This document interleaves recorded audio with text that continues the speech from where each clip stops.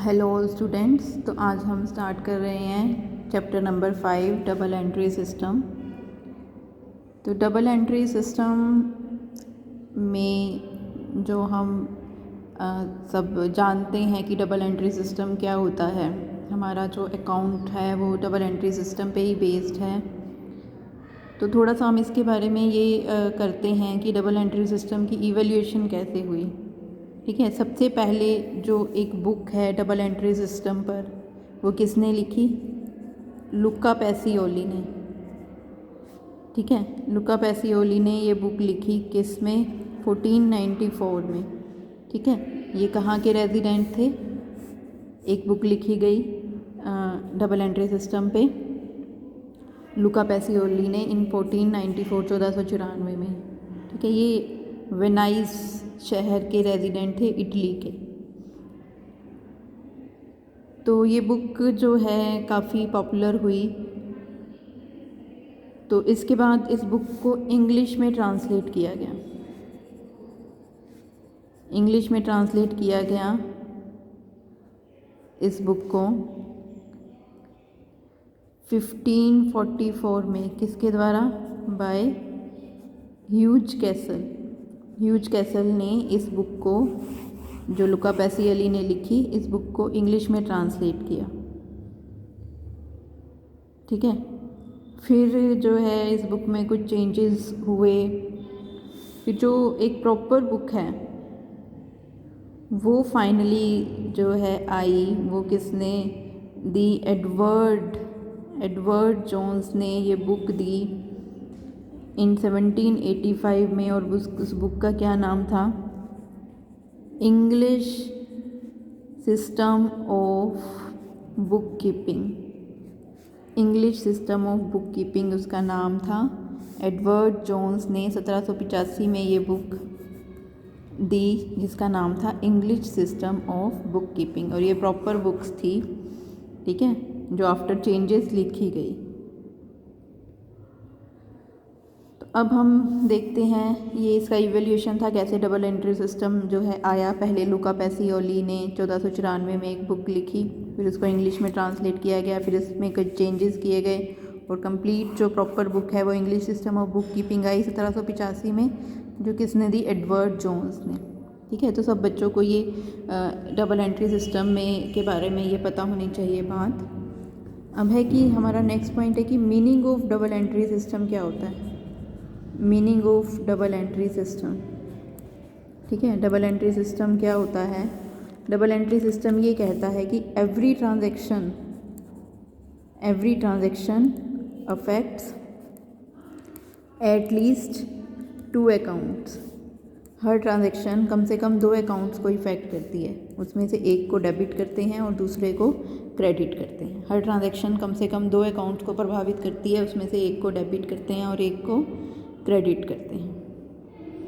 ठीक है, अब जैसे कि हमें क्या, एक हम ले लेते हैं कि मशीनरी परचेज, एक ट्रांजैक्शन हुई मशीनरी परचेज फॉर कैश। ठीक है, machinery purchase for cash 1 lakh की मशीनरी खरीदी हमने। ठीक है, तो ये एक ट्रांजैक्शन है, ये एक ट्रांजैक्शन है। अब ये जो ट्रांजैक्शन है ये कहता है डबल एंट्री सिस्टम की हर ट्रांजैक्शन से कम 2, एट लीस्ट 2, ज़्यादा भी हो सकते हैं, 3 भी हो सकते हैं, 4 भी हो सकते हैं, तो अकाउंट इफेक्ट होंगे। उनमें से एक को डेबिट और एक को क्रेडिट किया जाएगा। अब इस ट्रांजैक्शन से क्या इफेक्ट हो रहा है? एक तो बिजनेस में क्या आ रहा है? मशीनरी, और दूसरा क्या जा रहा है? कैश। तो मशीनरी बिजनेस में आ रही है और कैश बिजनेस से जा रहा है। ठीक है, तो 2 अकाउंट इफेक्ट हो रहे हैं। बिजनेस में हमने देखना है कि बिजनेस के पॉइंट ऑफ व्यू से ही सोचनी है सारी चीज़ें कि बिजनेस में मशीनरी आ रही है और कैश जा रहा है, तो हम मशीनरी को डेबिट करेंगे और कैश को क्रेडिट करेंगे। ठीक है, तो इस तरह से ये डबल एंट्री सिस्टम है कि every transaction affects at least 2 account, one of them is debited and other is credited. ठीक है, उसके बाद हमने क्या करनी है? इसकी डेफिनेशन। ठीक है, डेफिनेशन जो है, आप इसकी 2 डेफिनेशन दी हुई हैं विलियम पिकल के अकॉर्डिंग, जे आर बैटली बॉय के अकॉर्डिंग। कोई भी डेफिनेशन जो आपको ईजी लगे वो आपने करनी है। ठीक है, तो हम इसकी डेफिनेशन कर रहे हैं विलियम पिकल के अकॉर्डिंग। विलियम पिकल क्या कहता है कि double entry system seeks to record every transaction in money और money is worth in its double aspect, the receipt of a benefit by one account and surrender of a like benefit by another account, former entry being to debit and receiving of the account receiving and latter to credit of account surrendering. तो ये क्या कहता है William Pickle के according कि हर transaction जो है दो अकाउंट को इफेक्ट करेगी। उनमें से एक अकाउंट होगा जो क्या कर रहा है, रिसीविंग बेनिफिट, एक अकाउंट ऐसा होगा जो बेनिफिट रिसीव कर रहा है, ठीक है, और एक अकाउंट ऐसा होगा जो क्या कर रहा है, जो गिविंग बेनिफिट, एक बेनिफिट रिसीव कर रहा है और एक बेनिफिट दे रहा है, एक बेनिफिट ले रहा है और एक बेनिफिट दे रहा है, ठीक है। ये जो अकाउंट है ये बेनिफिट ले रहा है, एक अकाउंट ऐसा आएगा, और एक अकाउंट होगा जो बेनिफिट दे रहा है। जैसे ये कह रहा है कि जो बेनिफिट ले रहा है उस अकाउंट को जो बेनिफिट रिसीव कर रहा है उस अकाउंट को क्या करना है, डेबिट, और जो अकाउंट बेनिफिट दे रहा है, गिविंग बेनिफिट, जो अकाउंट बेनिफिट दे रहा है उसको क्या करना है, क्रेडिट। जैसे यहाँ हमने एग्जांपल लिया, मशीनरी खरीदी तो मशीनरी आ रही है और कैश जा रहा है, तो मशीनरी अकाउंट बेनिफिट ले रहा है कि मशीनरी आ रही है बिजनेस में, ठीक है, बिजनेस में क्या आ रही है, मशीनरी, तो ये अकाउंट को बेनिफिट हो रहा है, तो ये मशीनरी अकाउंट को हम क्या करेंगे, डेबिट। इसी तरह कैश बिजनेस में से जा रहा है, तो एक अकाउंट जो बेनिफिट दे रहा है, जिस अकाउंट बेनिफिट छोड़ रहा है, दे रहा है, तो उसको क्या करेंगे, क्रेडिट। ये कह रहा है कि जो अकाउंट को बेनिफिट मिलेगा उसको डेबिट करेंगे और जो बेनिफिट देगा उसको क्रेडिट करेंगे, ठीक है। तो इस तरह से उसके बाद नेक्स्ट हम आ जाते हैं characteristics of double entry system. Double entry system की क्या है, कैरेक्टरिस्टिक्स हैं, ठीक है।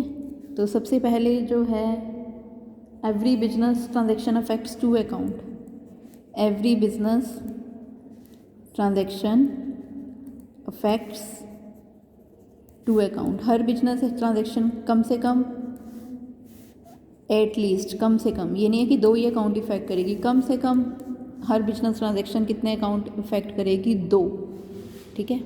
एक अकाउंट को डेबिट करेंगे और एक अकाउंट को क्रेडिट करेंगे, ठीक है। जैसे अभी हमने अपना एग्जांपल लिया, मशीनरी खरीदी, ठीक है, रेंट पे किया, अब रेंट पे किया 5,000 का, तो दो अकाउंट होंगे, एक रेंट और एक कैश। रेंट को हम डेबिट करेंगे और कैश को क्या करेंगे, क्रेडिट करेंगे, ठीक है। रेंट पे किया, रेंट डेबिट और कैश क्रेडिट। उसके बाद दूसरा क्या है, recording of both personal and impersonal aspects, recording of both personal and impersonal aspects. तो हर अकाउंट के दोनों एस्पेक्ट्स की रिकॉर्डिंग होगी, पर्सनल की भी इम्पर्सनल की भी, हर अकाउंट के दोनों एस्पेक्ट्स की रिकॉर्डिंग होगी, पर्सनल एस्पेक्ट की भी रिकॉर्डिंग होगी और इम्पर्सनल की भी, ठीक है। पर्सनल अकाउंट्स की भी रिकॉर्डिंग होगी और इम्पर्सनल की भी। इम्पर्सनल क्या होता है, इम्पर्सनल का मतलब कि रियल अकाउंट की भी रिकॉर्डिंग होगी और नॉमिनल की भी, ठीक है। एसेट्स की, खर्चों की, इनकम्स की, सभी की रिकॉर्डिंग होगी। उसके बाद नेक्स्ट क्या है, recording is made according to certain specified rules, recording is made according to rules, rules के अकॉर्डिंग रिकॉर्डिंग होगी। ये नहीं है कि किसी भी अकाउंट को डेबिट कर देंगे, किसी को भी क्रेडिट कर देंगे। आपको पता है रूल हैं पर्सनल अकाउंट के, रियल के, नॉमिनल के, तो रूल्स के अकॉर्डिंग रिकॉर्डिंग होगी, ठीक है। रेंट को डेबिट करना है, कैश को डेबिट करना है या क्रेडिट करना है, तो ये सब रूल्स के अकॉर्डिंग होगा, जो कि हम नेक्स्ट वीडियो में करेंगे कि क्या रूल्स हैं डेबिट क्रेडिट करने के। उसके बाद प्रिपरेशन ऑफ ट्रायल बैलेंस। तो डबल एंट्री सिस्टम में क्या होता है कि हर ट्रांजैक्शन को डेबिट किया जाता है एक बार और एक बार क्या किया जाता है, क्रेडिट किया जाता है, ठीक है।